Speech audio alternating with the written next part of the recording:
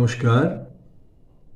যুগাবতার শ্রী শ্রী রামকৃষ্ণ, করুণাময়ী মা শারদা এবং যুগাচার্য স্বামী বিবেকানন্দের রাতুল চরণে আমার ভক্তিপূর্ণ প্রণাম জানিয়ে শুরু করছি প্রতিদিন কথামৃত।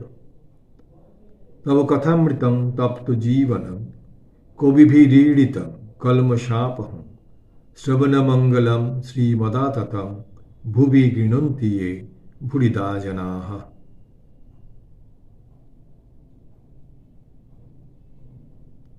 শ্রী শ্রী রামকৃষ্ণ কথামৃত আমরা পড়ব আজকে 578 পাতা, দ্বিতীয় পরিচ্ছেদ। আমরা শুনেছি, কালকে পড়েছি যে ঠাকুর এসছেন কলকাতায় এবং ব্রাহ্ম সমাজের ওখানে তিনি গেছেন।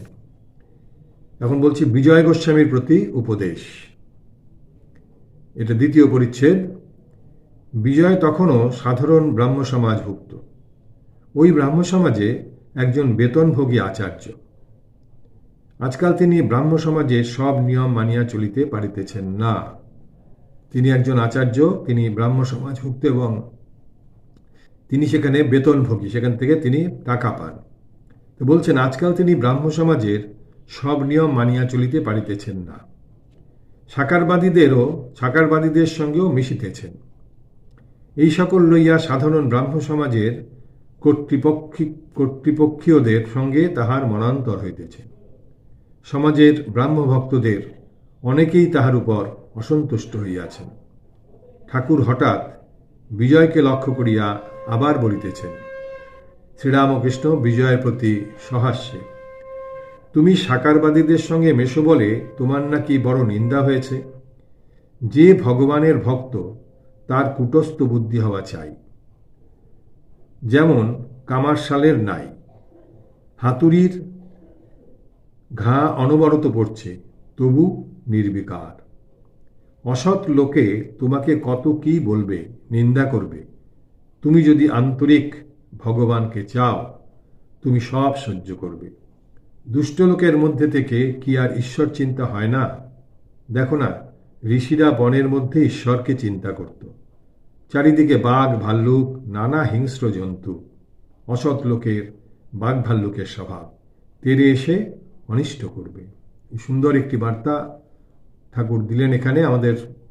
এটি আবার আমি আর জায়গাটা আবার পড়ছি যে ঠাকুর বিজয়কে বলছেন, কারণ বিজয়কে মাঝে মাঝে যারা, সে যেহেতু সাকারবাদীদের সঙ্গে মেশে, তাই বিজয়কে অনেকেই ভর্ৎসনা করে, অনেকেই তার উপরে ব্রাহ্ম সমাজের অসন্তুষ্ট। তাই ঠাকুর বলছেন যে কে কি বলল সেটা চিন্তা করলে হবে না। যেমন কামারশালের লোহার উপরে কামার হাতুড়ির ঘা মারতে থাকে, কিন্তু সেই লোহা নির্বিকার থাকে। সে বলছেন ঠাকুর, তুমি সাকারবাদীদের সঙ্গে মেশো বলে তোমার নাকি বড় নিন্দা হয়েছে। যে ভগবানের ভক্ত তার কূটস্থ বুদ্ধি হওয়া চাই। কিরকম? যেমন কামারশালের নাই, হাতুড়ির ঘা অনবরত পড়ছে, তবু নির্বিকার। এই হাতুড়ির ঘা অনবরত পড়ছে শিক্ষার উপরে, কিন্তু সে নির্বিকার। অসৎ লোকে তোমাকে কত কি বলবে, নিন্দা করবে। এই আমাদের চারিদিকেও আমরা যখনই যদি কোনো কাজ করতে যাই, নানান লোকে নানান কথা বলবে। যার উদ্দেশ্য সাধিত হবে না সে বলবে অন্যরকম কথা। এগুলো নিয়ে বিচলিত হলে চলবে না। কোনো কর্ম করতে গেলে নানান লোক নানান কথা বলবে, সেগুলো ঠাকুর বলছেন বিচলিত হলে চলবে না। তুমি যদি সত্য জানো, যদি সঠিক পথে থাকো, তাহলে কোনো কিছুতেই রাগ করলে চলবে না। এ বলছেন তুমি যদি আন্তরিক ভগবানকে চাও, তুমি সব সহ্য করবে। তুমি যদি আন্তরিক হও তোমার কাজে, তুমি সব সহ্য করতে হবে তোমাকে। সেগুলো করলে হবে না, উত্তেজিত হলে হবে না। দুষ্ট লোকের মধ্যে থেকে কি আর ঈশ্বর চিন্তা হয় না? ঠাকুর বলছেন দুষ্ট লোকের মধ্যে থাকলে ঈশ্বর চিন্তা হবে। আমাদের চারিদিকে তো দুষ্ট লোক বেশি ভর্তি, কিন্তু তার মধ্যেও তো ঈশ্বর চিন্তা করতে হবে। বলছেন দেখো না, ঋষিরা বনের মধ্যে ঈশ্বরকে চিন্তা করত। তাদের কথা বলছেন যে যখন মুনি ঋষিরা ঈশ্বর চিন্তা করত, তারা তো জঙ্গলে চলে যেত। সেখানে বাঘ, সিংহ, কত কিছু হিংস্র জন্তু আছে, তার মধ্যে বসেই তারা উপাসনা করত। এই বলছেন যে অসৎ লোকের, অসৎ লোক যারা অনিষ্ট করার চিন্তা করে সবসময়, তাদের অবস্থা বাঘ ভাল্লুকেরই স্বভাব। একই, বাঘ বনের মধ্যে যেমন বাঘ ভল্লুক, তেমনি সমাজে হচ্ছে অসৎ লোক, তারা অনিষ্ট করার জন্যেই বসে আছে। তারা কি বলে, তেড়ে এসে অনিষ্ট করবে। এই কয়েকটির কাছ থেকে সাবধান হতে হয়। প্রথম, বড় মানুষ। বলছেন যে কয়েকটির কাছ থেকে সাবধান হতে হয়। কারা? প্রথম হচ্ছে কি, বড় মানুষ।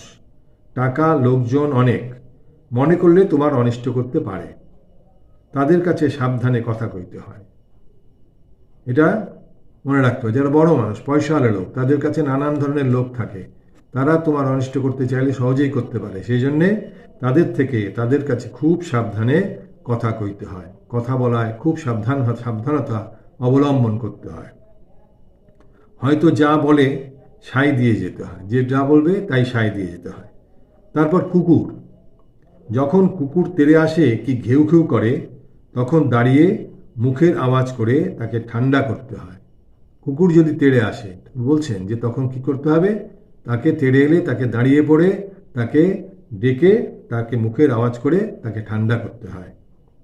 তারপর ষাঁড়। গুঁতোতে এলে তাকেও মুখের আওয়াজ করে ঠান্ডা করতে হয়। আর তারপর বলছেন মাতাল। যদি রাগিয়ে দাও তাহলে বলবে তোর 14 পুরুষ, তোর হেন তেন, যে মাতালকে রাগাতে না করছে, তখন সে মুখে যা আসে গালাগাল দেওয়া শুরু করবে 14 পুরুষ তুলে, তা বলে হেন তেন বলে গালাগালি দেবে। তাকে বলতে হয়, কি খুড়ো, কেমন আছো? তাহলে খুব খুশি হয়ে তোমার কাছে বসে তামাক খাবে। এই সাবধান করতেছেন ঠাকুর যে এই রকম লোকেদের কাছে, সমাজে এদের কাছ থেকে সবসময় সাবধান করতে হবে। বড় লোকের কাছে তার কাছে সাবধানে কথা কইতে হবে, উল্টোপাল্টা কথা বলে দিলে চলবে না, কারণ তারা অনিষ্ট সহজেই করতে পারে, কারণ তাদের পয়সার জোর আছে। আর বলছেন কুকুর, মাতাল, এদের কাছ থেকেও সাবধানে সব কাজ করতে হয়। অসৎ লোক দেখলে আমি সাবধান হয়ে যাই। যদি কেউ এসে বলে, ওহে হুকুটুকু আছে, আমি বলি আছে। বলছেন যে ঠাকুর বলছেন যে অসৎ লোককে আমিও সাবধান হয়ে যাই। কিরকম বলছে, যদি কেউ এসে বলে, ওহে হুকুটুকু আছে, আমি বলি আছে। কেউ কেউ সাপের স্বভাব, তুমি জানো না, তোমায় ছোবল দেবে। ছোবল সামলাতে অনেক বিচার আনতে হয়, তা না হলে হয়তো তোমার এমন রাগ হয়ে গেল যে তার আবার উল্টে অনিষ্ট করতে ইচ্ছা হয়। তবে মাঝে মাঝে সৎসঙ্গ বড় দরকার। সৎসঙ্গ করলে সব সৎ বিচার আসে। বলছেন ঠাকুর আবার যে কেউ কেউ সাপের স্বভাব, কিরকম, তুমি জানো না, তোমায় ছোবল দেবে, তুমি বুঝতেও পারবে না, তোমায় ছোবল দিয়ে দেবে। সেই জন্য খুব সাবধান করছেন ঠাকুর যে সমস্ত লোকের থেকে খুব একটা সাধারণ দূরত্ব রেখে চলতে হবে। কার কি স্বভাব তো আমরা জানি না, সেই জন্যে সাবধান থাকতে বলছেন ঠাকুর। ছোবল সামলাতে অনেক বিচার আনতে হয়, সেই জন্য সবসময় চিন্তা করে কাজ করতে হবে, চিন্তা করে কথা বলতে হবে, কার সঙ্গে কি কথা বলবো ভেবে চিন্তে করতে হবে। সবাইকে আমরা যদি আপন ভেবে নিলাম, তাকে বুঝতে হবে, জানতে হবে, তবেই তার সঙ্গে সেই অনুযায়ী কথা বলতে হবে, কার কি স্বভাব। তা না হলে বলছেন, তা না হলে হয়তো তোমার এমন রাগ হয়ে গেল যে তার উপর তার আবার উল্টে অনিষ্ট করতে ইচ্ছা হবে। অনিষ্ট করা তো ঠিক নয়। সে বলছেন তাদের থেকে সাবধান হয়ে যেতে হবে, তা নাহলে কী হবে, তাদের সঙ্গে মিশলে এমন রাগ হয়ে গেল তারই অনিষ্ট করার তোমাকে চিন্তা করতে হবে, তখন কুবুদ্ধি মাথার মধ্যে ঢুকবে, সেগুলো চিন্তা করা ঠিক নয়। সেই জন্য বলছেন তবে মাঝে মাঝে সৎসঙ্গ বড় দরকার। তবে কি হবে, সৎসঙ্গ করলে তবে সৎ বিচার হবে। বিজয়, অবসর নাই, এখানে কাজে আবদ্ধ থাকি। শ্রীরামকৃষ্ণ, তোমরা আচার্য, অন্যের ছুটি হয় কিন্তু আচার্যের ছুটি নাই। নায়েব একবার শাসিত করলে পর জমিদার আর এক ধার শাসন করতে তাকে পাঠান, তাই তোমার ছুটি নাই। সকলের হাস্য। বলছেন তোমরা আচার্য, অন্যের ছুটি হয় কিন্তু আচার্যের ছুটি নাই। নায়েব এক ধার শাসিত করলে পর জমিদার আর এক ধার শাসন করতে পাঠায়। বলছেন কেউ ধার নিয়েছে, সেই যে ধার নিয়েছে তাকে শাসন করতে পাঠায় জমিদার। এবার তার কাছ থেকে কাজ হয়ে গেল, তারপর আরেক জায়গায় পাঠাবে শাসন করবার জন্যে। অনবরতই তাদের কাজ থাকে। সেই বলছেন যে আচার্যের কোনো ছুটি হয় না। সে বলছেন তাই তোমার ছুটি নাই। সকলের হাস্য। বিজয় কৃতাঞ্জলি হইয়া আপনি একটু আশীর্বাদ করুন। শ্রীরামকৃষ্ণ, ওসব অজ্ঞানের কথা, আশীর্বাদ ঈশ্বর করবেন। এই যে ঠাকুর বলছেন, ঠাকুরকে বিজয় গোস্বামী বলছেন আপনি একটু আশীর্বাদ করুন। তখন ঠাকুর কি বললেন, যে এসব অজ্ঞানের কথা, আশীর্বাদ করবেন ঈশ্বর। এই যে আমরা বলি যে একটু আশীর্বাদ করুন, আমরা মাঝে মাঝে আমাদের কাছেও বলে আশীর্বাদ করুন। আশীর্বাদ করার আমরা কে? আমরা কতটুকু ক্ষমতা রাখি? আশীর্বাদ একমাত্র ঈশ্বরই করতে পারে। আমরা আশীর্বাদ করার মতো যোগ্যতা আমাদের নেই। ঠাকুর বলছেন আমি আশীর্বাদ করার কে? আশীর্বাদ ঈশ্বর করবেন। এরপর গৃহস্থ ব্রহ্মজ্ঞানীকে উপদেশ, গৃহস্থাশ্রম ও সন্ন্যাস। বিজয়, আজ্ঞা আপনি কিছু উপদেশ দিন। শ্রীরামকৃষ্ণ, সমাজগৃহের চতুর্দিকে দৃষ্টি নিক্ষেপ করিয়া সহাস্যে। তিনি সমাজগৃহে বসে আছেন, অর্থাৎ ব্রাহ্ম সমাজের যে জায়গা যেখানে উপাসনা হয় সেটাকে বলে সমাজগৃহ। আমাদের যেমন মন্দির, সেটা হচ্ছে সমাজগৃহ। ঠাকুর সমাজগৃহের চতুর্দিকে দৃষ্টি নিক্ষেপ করিয়া সহাস্যে বলছেন কীরকম? এ একরকম বেশ, সারে মাতে সারও আছে, মাতও আছে। সারে মাতে সারও আছে, মাতও আছে। সকলের হাস্য। আমি বেশি কাটিয়ে জ্বলে গেছি। সকলের হাস্য। নকশো খেলা জানো? 17 ফোঁটার বেশি হলে জ্বলে যায়।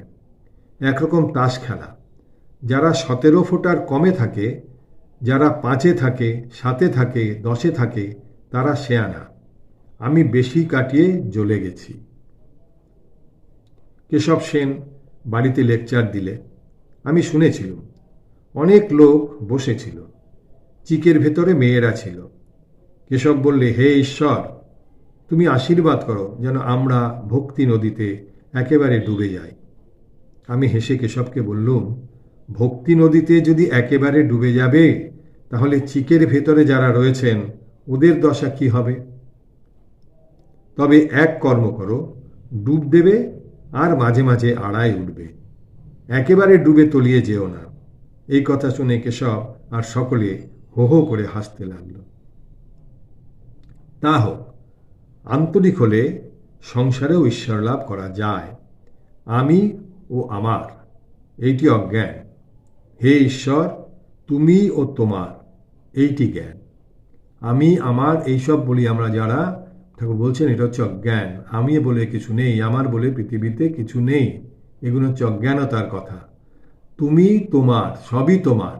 তুমিই আমার ইষ্ট, তুমিই আমার প্রভু, এবং যা কিছু সব তোমার। আমিও তোমার, আমি তোমার দাসানুদাস। এটা হচ্ছে ঠাকুর বলছেন জ্ঞান।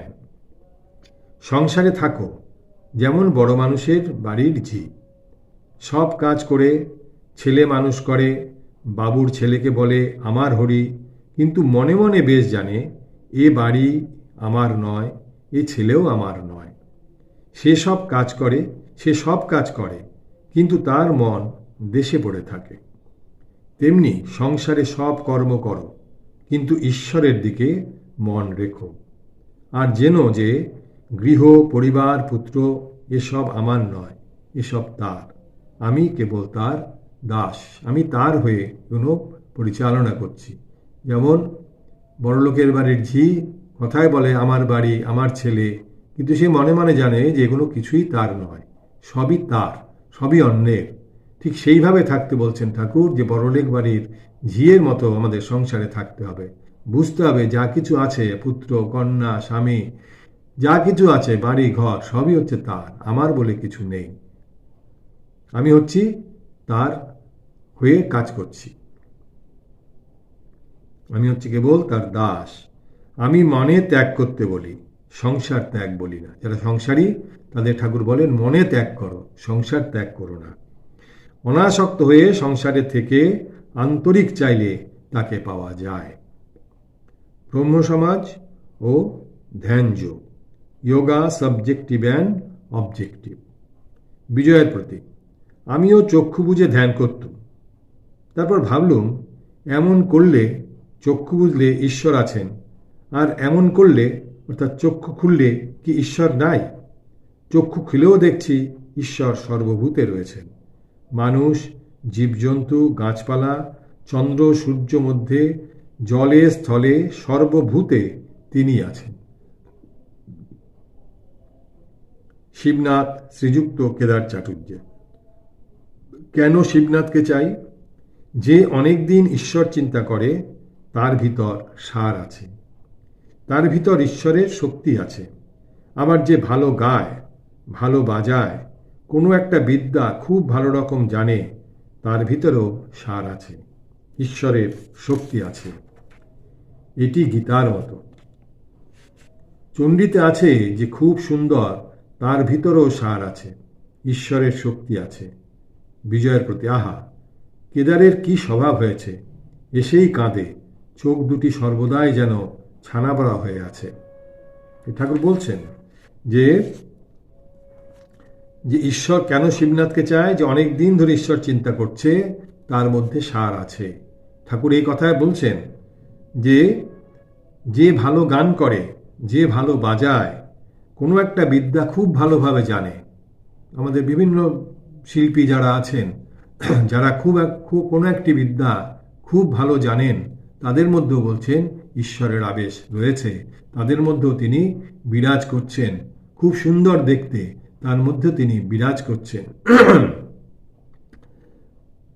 বলছেন যে ঈশ্বরের শক্তি আছে। কি বলছেন? ভালো রকম যে ভালো গায়, ভালো বাজায়, কোনো একটি বিদ্যা খুব ভালো রকম জানে, যে কোনো জিনিস, যেমন ভালো খেলোয়াড়, নামি বড় খেলোয়াড়, প্রত্যেকের মধ্যে যারা এই ধরনের বিশেষ গুণ সম্পন্ন, যেমন বিদ্যাসাগরকে বলেছিলেন, তোমার কি মাথায় দুটো সিং গজিয়েছে, তুমি বিদ্যার যাহা। যে যে বিশেষ গুণ, বিশেষ ঠাকুরের কৃপাপ্রাপ্ত এরা, সেই জন্য বলছেন যাদের মধ্যে বিশেষ গুণ আছে, বিশেষভাবে তারা কোনো একটি বিষয়ে বিশেষ পারদর্শী, তাদের মধ্যে ঈশ্বর অবস্থান করেন। এটি গীতার মত। চণ্ডীতে আছেন যে খুব সুন্দর, তার ভিতরেও সার আছে। এই যে বলছেন, এই কথা বলছেন, না বলছেন যে খুব সুন্দর, দেখতে খুব সুন্দর, তার মধ্যেও ঈশ্বর আছেন, ঈশ্বরের শক্তি আছে। বিজয়ের প্রতি আহা! বলছেন কি স্বভাব, এক এসেই কাঁদে, চোখ দুটি সর্বদাই যেন ছানা বড়া হয়ে আছে। বিজয়, সেখানে কেবল আপনার কথা, আর তিনি আপনার কাছে আসবার জন্যে ব্যাকুল। সেখানে মানে কেদারনাথ চাটুর্যের বাড়িতে। কেদারনাথ চাটুর্যে পরম ভক্ত, তখন সরকারি কাজে উপলক্ষে ঢাকায় ছিলেন। শ্রী বিজয় গোস্বামী যখন ঢাকায় মাঝে মাঝে যাইতেন, তখন তাহার সহিত দেখা হইত। দুজনেই ভক্ত, পরস্পর দর্শনে আনন্দ করিতেন। সেই কেদারের কথা বলছেন যে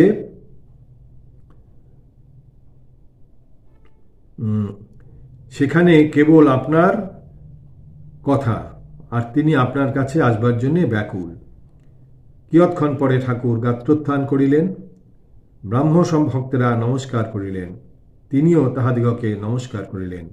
ঠাকুর গাড়িতে উঠিলেন, অধরের বাড়িতে প্রতিমা দর্শন করিতে যাইবেন। আমরা জানি যে দুর্গাপূজার দিন এসছেন, সেই এখান থেকে এখন তিনি ঠাকুর দর্শন করতে অধরের বাড়িতে যাবেন। আমরা আজকে এখানেই রাখছি। নিরঞ্জনং নিত্যম অনন্তম ভক্তানুকম্পা ধিত বিগ্রহং বৈ ঈশাবতারং পরমেশমিডং তং রামকৃষ্ণ শিরসা নমামি। হরি ওম তৎসৎ। শ্রীরামকৃষ্ণার্পণমস্তু।